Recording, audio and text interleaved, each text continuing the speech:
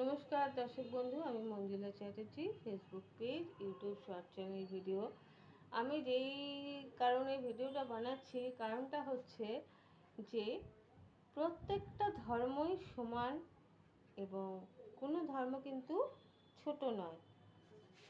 আমাদের একটা মানুষের অনেক নাম থাকতে পারে, ওকে? তো সেই নামের জন্য কি মানুষটা আলাদা?